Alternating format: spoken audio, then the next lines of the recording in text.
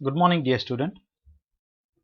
इयत्ता 11वी आणि 12वीच्या चिटणीसाची कार्यपद्धती आणि बुककीपिंग अँड अकाउंटन्सी या विषयाचे नवनवीन व्हिडिओ पाहण्यासाठी अजय गुरसाळे या यूट्यूब चॅनलला लाईक करा, शेअर करा आणि सबस्क्राईब करा. आणि सबस्क्राईब या आयकॉन समोरील बेल आयकॉन प्रेस करायला विसरू नका, जेणेकरून चॅनलवरती अपलोड केलेला व्हिडिओ सर्वप्रथम तुम्हाला दिसेल. आज आपण बघणार आहोत संस्थात्मक चिटणीस. जो संस्थात्मक चिटणीसातील पुढचे जे प्रकार आहेत त्यापैकी पहिला प्रकार आपण बघणार आहोत. नफा हेतू नसलेल्या संस्थेचा चिटणीस, ज्याला secretary of non profit association. नफा विरहित संस्था म्हणजे अशा संस्था की ज्यांचा हेतू नफा मिळवणे नसून सामान्य जनतेच्या हितासाठी सामाजिक, शैक्षणिक, सांस्कृतिक, कला, क्रीडा, आरोग्य यांना प्रोत्साहन देणे व विकास करणे हा प्रमुख हेतू असतो. ज्यामध्ये चिटणीसाची नियुक्ती कशा पद्धतीने केली जाते ते आपण बघणार आहोत. नफाविरहित संस्थेच्या चिटणीसाची नियुक्ती किंवा नेमणूक ही व्यवस्थापन समितीद्वारे केली जाते. तो व्यवस्थापन समितीचा सभासद असतो. संस्थेचे आकारमान, स्वरूप यावरून पूर्ण वेळ किंवा अर्धवेळ पगारावर अथवा मानधनावर त्याची नियुक्ती केली जाते. आता नफा हेतून संस्थेच्या सचिवाचे एक वैशिष्ट्य आहे की नफा हेतून संस्थेमध्ये जो सचिव नेमला जातो तो त्यांच्यापैकीच एक सदस्य त्यांच्या व्यवस्थापन समितीचा सभासद किंवा सदस्य याची त्या संस्थेवरती पूर्ण वेळ सचिव किंवा अर्धवेळ सचिव म्हणून त्याची नेमणूक केली जाते.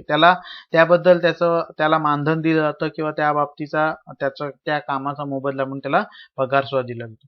उदाहरणार्थ इथे आपण आता बघणार आहोत की रोटरी क्लब, लायन्स क्लब, क्रीडा मंडळे, सांस्कृतिक मंडळे, चेंबर ऑफ कॉमर्स, शाळा, महाविद्यालय इत्यादी ज्या नफा हेतुहीन संस्था आहेत आणि या संस्थांचे जे सचिव आहेत यांना नफा हेतू नसलेल्या संस्थेचा चिटणीस असं म्हणतात.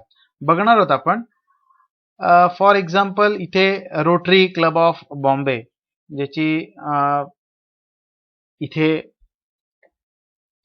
आपल्या महाराष्ट्रामध्ये जे रोटरी इंटरनॅशनल हा मोठा म्हणजे आंतरराष्ट्रीय असा क्लब आहे किंवा सामाजिक संस्था आहे, त्याच्या शाखा संपूर्ण जगभरात आहेत.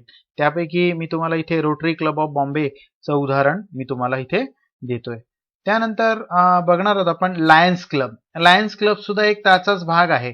लायन्स इंटरनॅशनल, जसं रोटरी इंटरनॅशनल आहे तसंच लायन्स इंटरनॅशनल क्लब जो नफा हेतून संस्थेचं सामाजिक संस्था म्हणून आपलं काम बघत असतात आणि त्या ठिकाणी समाजाला सेवा पुरवण्याचं मोठ्या प्रमाणात काम करत असतात. त्यानंतर इथे बघणार आहोत कल्चरल, ज्याला सांस्कृतिक जी असे क्लब आहे किंवा मंडळ आहे, VVCE कल्चरल ग्रुप इथे आपल्याला दिलेलं आहे.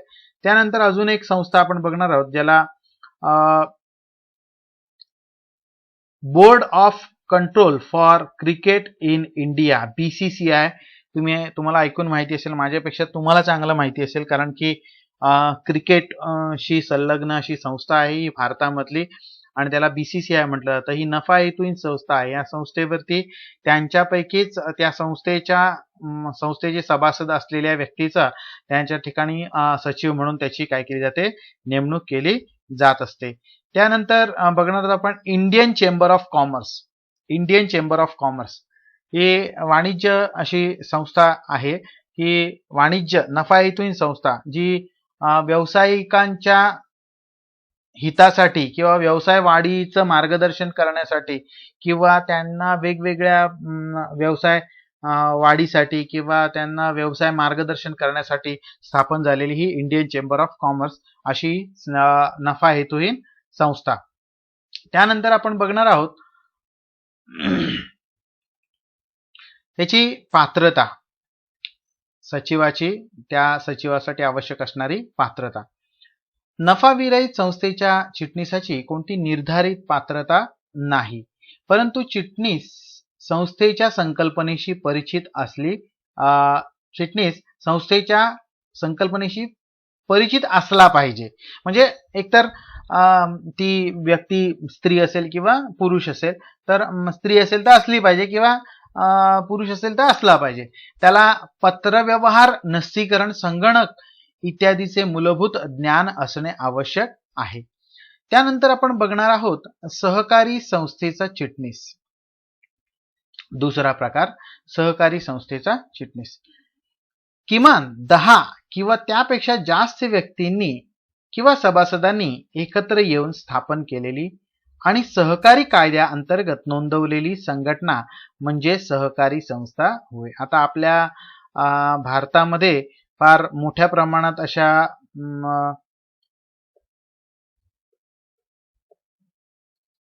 सहकारी संस्था आहेत. बघणार आहोत आपण. सहकारी संस्थेची स्थापना किंवा नोंदणी महाराष्ट्र राज्य सहकारी संस्था कायदा 1960 नुसार करण्यात येते. संस्थेचा प्रमुख उद्देश हा सभासदांना सेवा उपलब्ध करून देणे व त्यांच्या हितसंबंधांचे रक्षण करणे हा असतो. उदाहरणार्थ सहकारी बँका, सहकारी गृहनिर्माण संस्था, सहकारी ग्राहक भांडार इत्यादी. आता या सहकारी संस्थेच्या चिटणीसाची नियुक्ती कशा पद्धतीने केली जाते ते आपण बघूया. सहकारी संस्थेच्या चिटणीसाची नियुक्ती ही व्यवस्थापन समितीतील सदस्यांमधून केली जाते. असा चिटणीस साधारणपणे मानधनावर काम करतो. परंतु सहकारी संस्थेचे आकारमान मोठे असेल तर व्यवस्थापन समितीकडून स्वतंत्र व्यक्तीची सहकारी संस्थेचा चिटणीस म्हणून नेमणूक करण्यात येते. तो संस्थेचा पूर्ण वेळ पगारी नोकर असतो. आता बघा, संस्थेचा व्याप जर का मोठ्या प्रमाणात असेल तर अशा वेळेस संस्थेचा जो काही कामकाज आहे ते बघण्यासाठी त्या संस्थेकडून पूर्ण वेळ सचिवाची नेमणूक करण्यात येते आणि त्याला त्याच्याबद्दल काय दिला जातो, पूर्ण वेळ पगार असा दिला जातो आणि पगारी नोकर म्हणून तो त्याच्यासाठी काय करत असतो, काम करत असतो. बघणार आहोत आपण.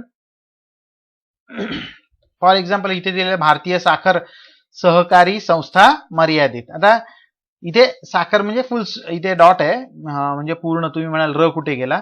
भारतीय साखर सहकारी संस्था मर्यादित, विकास का आधार, वित्तीय सहकार. ठीक आहे.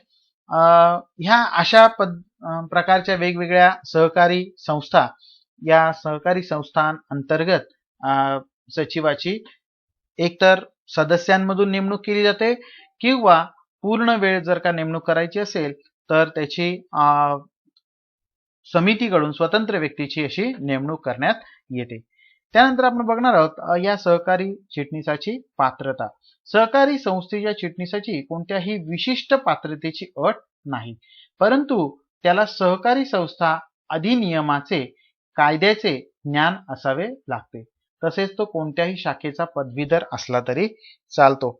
याच्यामध्ये माफक अपेक्षा अशी आहे की तो जो चिटणीस आहे हा किमान कोणत्याही शाखेचा, एका शाखेचा पदवीधर असणं आवश्यक आहे.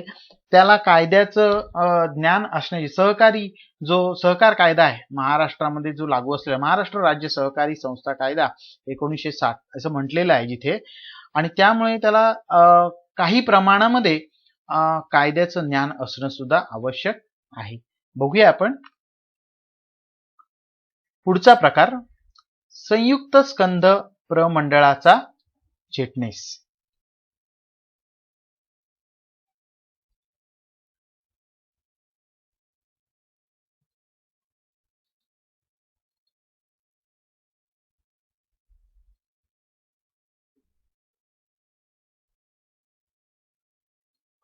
संयुक्त स्कंद प्रमंडळाचा चिटणीस, ज्याला secretary of joint stock company किंवा आपण त्याला दुसऱ्या शब्दात कंपनी सेक्रेटरी असंही म्हणतो. बघूया आपण इथे. संयुक्त स्कंद प्रमंडळ हा एक व्यवसाय संघटनेचा प्रकार असून जी मोठ्या प्रमाणावर व्यवसाय करण्यासाठी सर्वात योग्य मानली जाते. कंपनीचा सचिव हा मुख्य अधिकारी मानला जातो. बघा इथे कंपनीमध्ये किंवा संयुक्त भांडवली संस्थेमध्ये किंवा संयुक्त स्कंद प्रमंडळामध्ये चिटणीसाला अनन्यसाधारण असं महत्व आहे आणि त्याला तिथे मुख्य अधिकारी असं मानलं जातं. आधुनिक व्यापार संघटनेत तो महत्वाचा घटक आहे. चिटणीसाची ह्या कंपनी चिटणीसाची नेमणूक कशा पद्धतीने केली जाते ते आपण बघणार आहोत. संयुक्त स्कंद प्रमंडळाच्या इथे आता काही संयुक्त स्कंद प्रमंडळ म्हटलेलं आहे, तुम्ही कंपनी म्हटलं तरी चालतंय. ठीक आहे. चिटणीसाची नियुक्ती ही ज्यावेळी कंपनीची स्थापना केली, बघा इथे कंपनी शब्द वापरला, इथे संयुक्त स्कंद प्रमंडळ म्हटलेलं आहे, त्यामुळे तुम्ही कंपनी चिटणीसाची असा शब्द वापरला तरी चालणार आहे. ठीक आहे. कंपनी चिटणीसाची नियुक्ती ही ज्यावेळी कंपनीची स्थापना केली जाते त्यावेळीच केली जाते. प्रामुख्याने दैनंदिन आणि कार्यकारी कामे पार पाडण्यासाठी त्याची नियुक्ती केली जाते. त्याला संचालक मंडळाच्या नियंत्रणाखाली काम करावे लागते. जे बोर्ड ऑफ डायरेक्टर्स किंवा संचालक मंडळ आहे, या संचालक मंडळाच्या नियंत्रणाखाली या कंपनी चिटणीसाला काम करावं लागत असतं. बघूया आपण. कंपनी कायदा 2013 नुसार कंपनी सचिवांना मुख्य व्यवस्थापकीय कर्मचारी, ज्याला की मॅनेजरियल पर्सनल असं म्हटलं जातं, KMP च्या व्याख्येत समाविष्ट केलेले आहे. की मॅनेजरियल पर्सनल म्हणजे मुख्य व्यवस्थापकीय कर्मचारी, म्हणजे ह्याच्या हातात सगळ्या चाव्या आहेत, हे म्हणायला काही चुकीचं ठरणार नाही. बघूया कसं ते आपण पुढे बघणार आहोत. कंपनी कायदा 2013 मध्ये मुख्य व्यवस्थापकीय कर्मचारी ही संकल्पना मांडण्यात आली. संचालक मंडळाला कंपनीचा दैनंदिन कारभार कार्यक्षमपणे पार पाडता यावा यासाठी काही व्यवस्थापक व कार्यकारी अधिकारी यांची नियुक्ती केली जाते. की मॅनेजरियल पर्सन बाबत प्रकरण क्रमांक 6 मध्ये अधिक माहिती दिलेली आहे. म्हणून मी तुम्हाला म्हटलं की मॅनेजरियल पर्सनल किंवा मुख्य व्यवस्थापकीय कर्मचारी याबाबत अतिरिक्त माहिती आपण प्रकरण क्रमांक 6 मध्ये बघणार आहोत. इथे मला सांगावंसं वाटतं तुम्हाला की कंपनीचे म्हटल्यानंतर हे बघा, इथे एक टाटा मोटर्स कंपनी मी दाखवलेली आहे. इथे या मोठमोठ्या कंपन्या, आता टाटा मोटर्सच कंपनी नाही, आधीच्या व्हिडिओमध्ये तुम्हाला रिलायन्स इंडस्ट्रीज सुद्धा दाखवली मी तुम्हाला कंपनी. या कंपन्यांचे जे टर्नओव्हर आहेत किंवा त्यांची उलाढाल आहे ही मोठी असते. यांचे संचालक आहेत, या संचालक मंडळाला वेळ नसतो किंवा भागधारकांना वेळ नसतो, किंवा या भारतीय कंपनी कायद्यातील तरतुदीनुसार या कंपनीचं जे काही मुख्य काम आहे किंवा त्यांचं जे व्यवस्थापन आहे ही करण्याची सर्वस्वी जबाबदारी ही कंपनी चिटणीसाची असते, आणि म्हणून कंपनी चिटणीसाचा समावेश मुख्य व्यवस्थापकीय कर्मचाऱ्यांमध्ये करण्यात आलेला आहे. बघूया आपण कंपनी चिटणीसाची काय पात्रता असली पाहिजे, ज्याला क्वालिफिकेशन असं म्हणतात. कंपनी कायदा 2013 नुसार कंपनी चिटणीस म्हणजे सचिव हा institute of company secretary of India ICSI, भारतीय कंपनी चिटणीसांची संस्था, याला ICSI या संस्थेचा सभासद असला पाहिजे. म्हणजेच ICSI या संस्थेने घेतलेली जी परीक्षा आहे ती परीक्षा उत्तीर्ण झाल्यानंतर ICSI चा सभासदत्व मिळतं. सरकारी खात्याचा चिटणीस, सेक्रेटरी ऑफ गव्हर्नमेंट डिपार्टमेंट. सरकारी खाते म्हणजे जे खाते केंद्र आणि राज्य सरकारच्या नियंत्रणाखाली विविध मंत्रालयांमार्फत कामकाज करत असते. या खात्याचा प्रशासकीय प्रमुख म्हणून नियुक्त केलेल्या व्यक्तीस सरकारी खात्याचा चिटणीस असे म्हणतात. आता सरकारी खात्याचा चिटणीस आपण बघणार आहोत डिटेल्स मध्ये. ज्याला इथे बघूया, मंत्रालयाच्या अखत्यारीत मंत्रालयीन जे सगळे मंत्री आहेत या मंत्र्यांचे जे शासकीय म्हणजे शासनाने नेमून दिलेले जे काही सचिव आहेत त्यांना सरकारी खात्याचा सचिव किंवा चिटणीस असं संबोधलं जातं. यांची पात्रता काय असते किंवा नियुक्ती कशा पद्धतीने केली जाते ते आपण पुन्हा एकदा बघणार आहोत. नियुक्ती, भारत सरकार आणि राज्य सरकारद्वारे प्रशासकीय कारभार कामकाज चालवण्यासाठी खात्याचा प्रमुख म्हणून चिटणीसाची नियुक्ती करण्यात येते. त्या खात्याचे चिटणीस प्रशासकीय प्रमुख म्हणून काम करतात.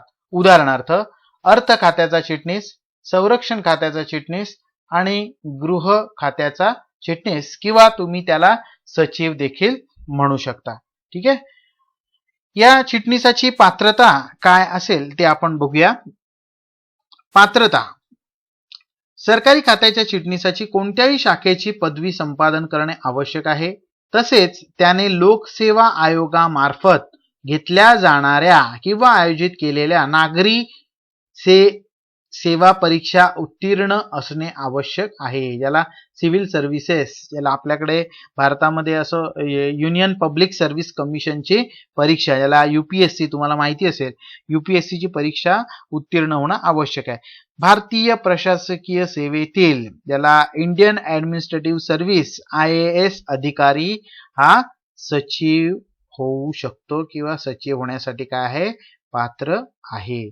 आता अतिरिक्त माहिती, यामध्ये परराष्ट्र व्यवहार मंत्रालय यासाठी भारतीय विदेश सेवेतील अधिकारी सचिव होऊ शकतो. इंडियन फॉरेन सर्व्हिसेस, परराष्ट्र व्यवहार मंत्रालयामध्ये काम करण्यासाठी इंडियन फॉरेन सर्व्हिसेसची जी परीक्षा उत्तीर्ण झालेली व्यक्ती आहे ती फक्त IFS म्हणून सचिव, IFS परीक्षा उत्तीर्ण झालेली व्यक्ती ही परराष्ट्र व्यवहार मंत्रालयाच्या सेवेमध्ये